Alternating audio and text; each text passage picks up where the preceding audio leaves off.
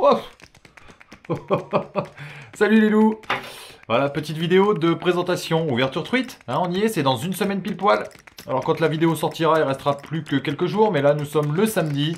Samedi 6. Ouais. Nous sommes le samedi 6, donc l'ouverture de la truite est dans une semaine. Je finis de fignoler mon matériel. Je vais vous présenter un peu tout ça. Pour ceux qui me suivent, vous savez que niveau canne moulinée, je ne vais pas changer. Cette année, je vais garder ma Major Craft Benkei et mon petit Shimano Stradic.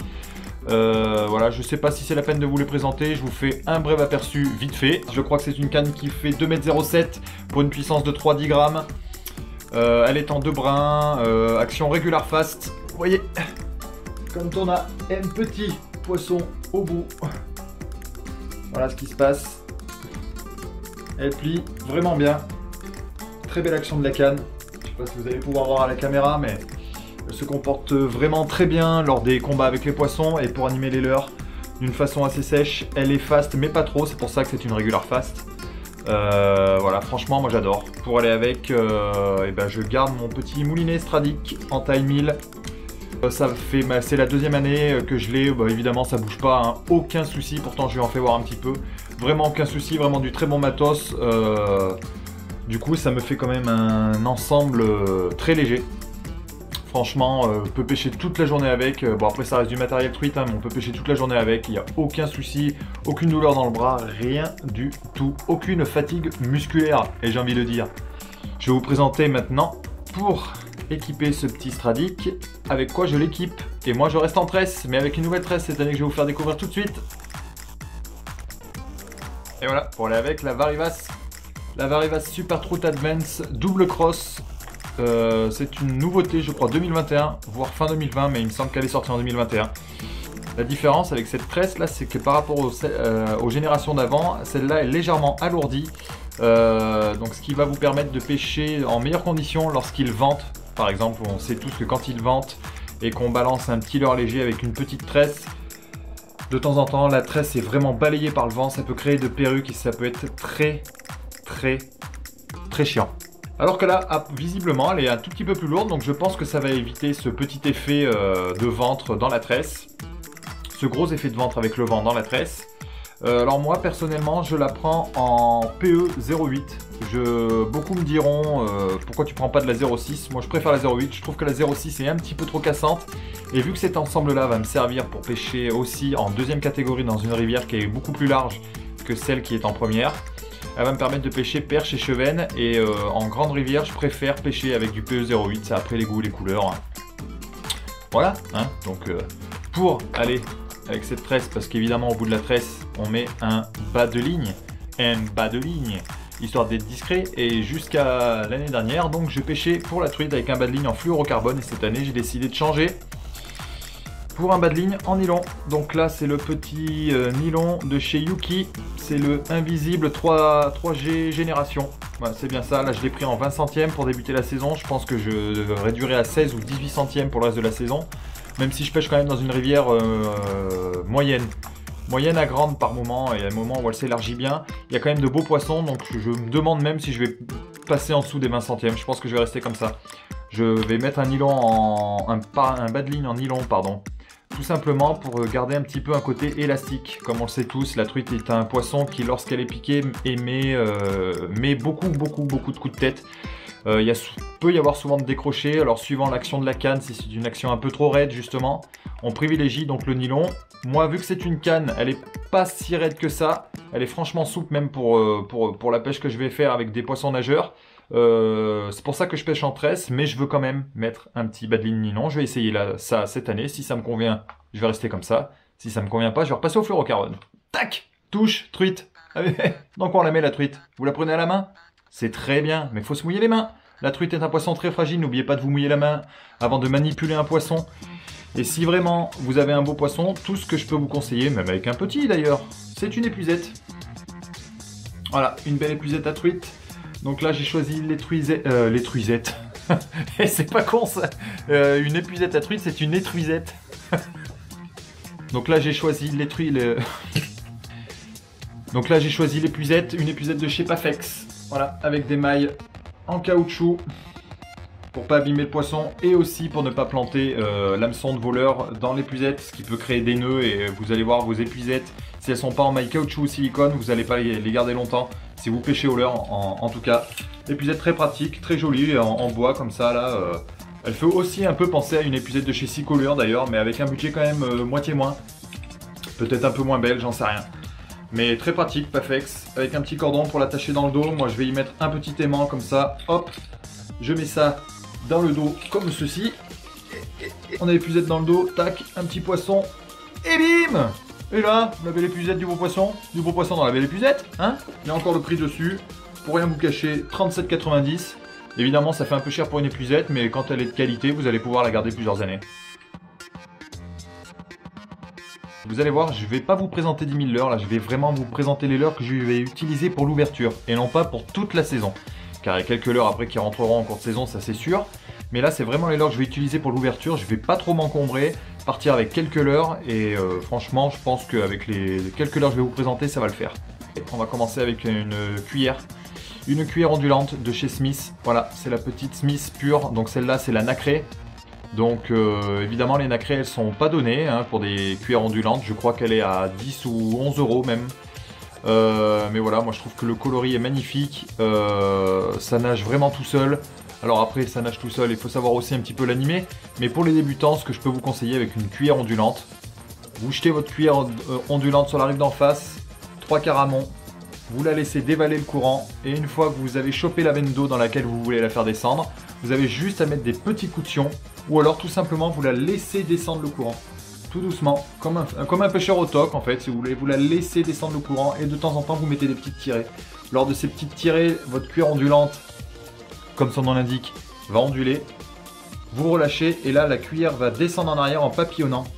Et souvent d'ailleurs les touches se passent au moment où vous faites un relâché ou la cuillère papillonne.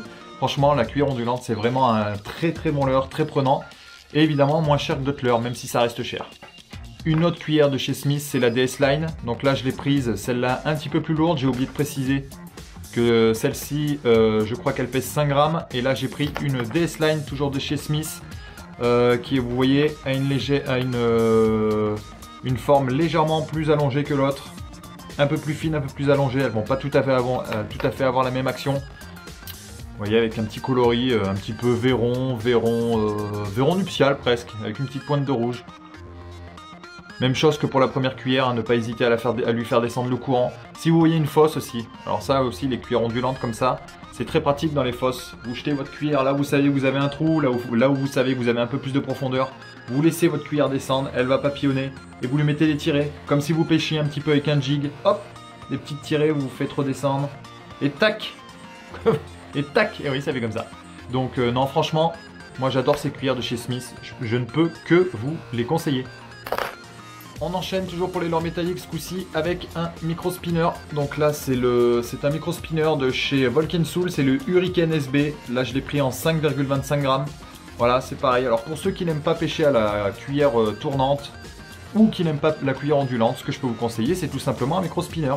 Micro spinner, ça fait exactement le même boulot on va dire qu'une cuillère tournante, sauf que lui pour le coup, dès que vous jetez votre leurre dans l'eau, il va tout de suite s'activer grâce à cette petite palette là avec un émerillon rolling. Et tout de suite, vous n'avez pas besoin de mouliner directement. À partir du moment où il touche l'eau, il est déjà pêchant grâce à cette petite palette. Donc vous pouvez très bien pêcher en amont, en aval. Vous faites ce que vous voulez avec un micro spinner, c'est très prenant. J'avais un petit dédicace à Willook. J'avais un micro spinner de chez Willook malheureusement. Il est resté accroché au fond de l'eau. Will, si tu m'écoutes. Et pour finir avec les leurres métalliques, vous allez me dire, mais tu pêches jamais à la cuillère tournante? Bah non, c'est vrai que je pêche jamais à la cuillère tournante. Exceptionnellement cette année, je vais m'attaquer avec la cuillère tournante. Donc là, pour commencer, j'ai choisi une petite, pour pêcher à la cuillère tournante, parce que je le fais jamais. J'ai pris une petite cuillère tournante de chez Smith, la Smith ARS. Donc là, en taille numéro 3, je l'ai prise en 6,5 grammes. Justement, comme je vous l'ai dit tout à l'heure, parce qu'il y a beaucoup d'eau en début de saison. Petit avantage qu'elle a, c'est pour ça que je pêche jamais à la cuillère tournante, parce que je suis un peu feignant pour faire les nœuds et tout ça, et en fait moi je pêche avec des agrafes. Et quand vous pêchez avec une cuillère tournante avec une agrafe, le problème c'est que si vous mettez pas un petit émerillon rolling, donc un émerillon qui va tourner sur lui-même, et ben ça risque de vriller votre fil et c'est très chiant. Et là, l'avantage de cette petite cuillère là, c'est qu'elle est déjà équipée d'un petit émerillon rolling. Donc moi, je vais mettre mon agrafe dessus et ça va pêcher tout seul. Et voilà, bien sûr, maintenant les leurres durs. Alors pour le début de saison, je vais partir sur des gros leurres durs. Je vais essayer, en tout cas, de pêcher les grosses mémères, là, vous savez, qui sont vraiment au fond de l'eau, qui n'ont pas vu un leurre passer depuis 6 mois, qui ont un petit peu faim, qui sortent de frais. Et donc pour ça, je vais déjà commencer avec un Smith Décontact en taille 72. Je sais pas si je le rapproche de la caméra, si vous allez bien le voir comme ça. Oui, magnifique, oh là là là là. Donc là, vraiment un très beau coloris. Là, je l'ai équipé en hameçon simple. Des gros hameçons simples, ça doit être des tailles numéro 4. N'hésitez pas à passer vos leurres en hameçon simple quand c'est possible. Celui-là, j'ai vu que ça n'altérait pas trop la nage. Donc celui-là, je vais le laisser en hameçon simple. Décontact, je sais même pas si c'est la peine de continuer à le présenter. C'est un leurre, vous voyez, avec des flancs assez plats quand même. C'est un leurre qui tient très bien dans les courants, fort à très fort même. Et c'est aussi un leurre d'ailleurs qu'on peut utiliser toujours pareil dans les fosses. Vous faites descendre votre leurre et lui ce qui est bien c'est qu'il va un petit peu papillonner en descendant. Et vous lui mettez les tirets. Oh là, c'est magnifique. Vous voyez, il descend comme ça. Et vous lui mettez les tirets. Ah oui, c'est beau. Donc c'est un leurre super prenant le Décontact. Oh, il faut que j'arrête de vous le présenter, il est trop prenant.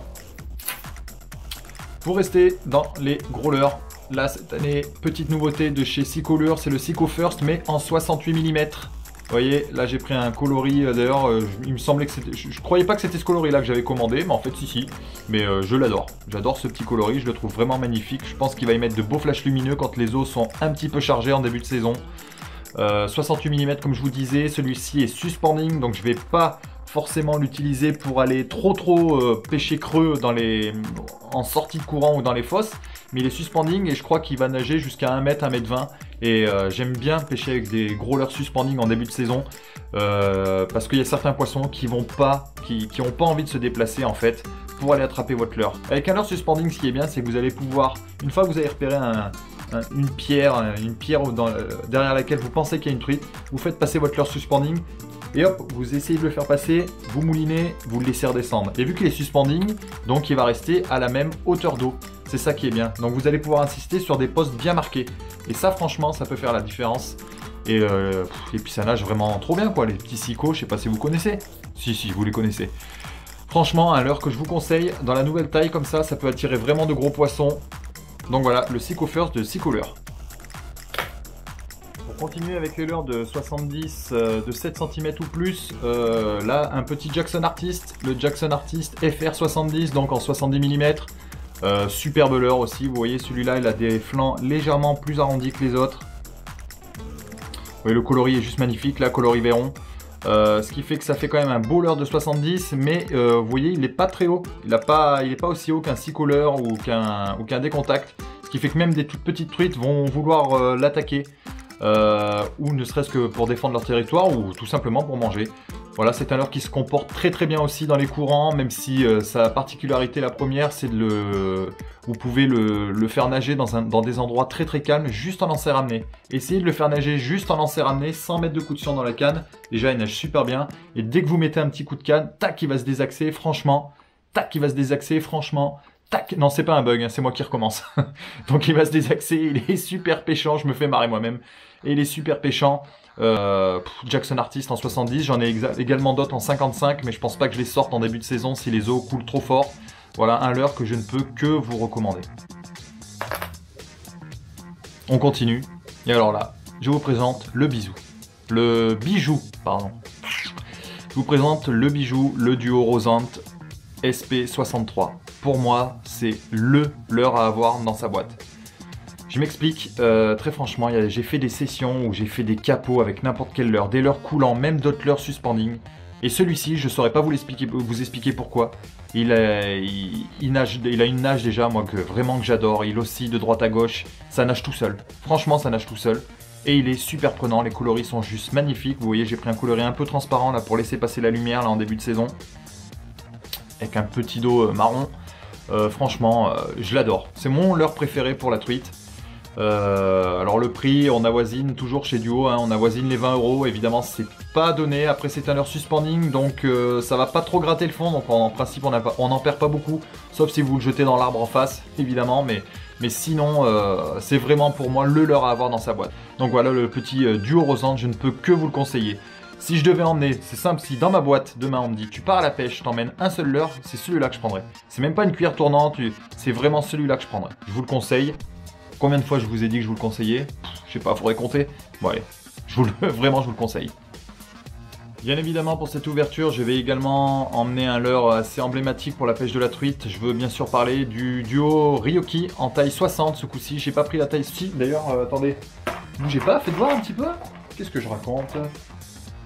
J'ai également la taille 70. Vous voyez, j'ai la taille 60 en dessous, 70 au-dessus avec deux coloris bien différents. Là, tout de suite, je vais vous parler du Ryoki. C'est le D3, ce qu'ils appellent D et le chiffre 3 juste derrière. C'est-à-dire que quand vous l'achetez, il est directement équipé avec des hameçons simples. Alors pour celui-ci, j'ai écrasé les ardillons.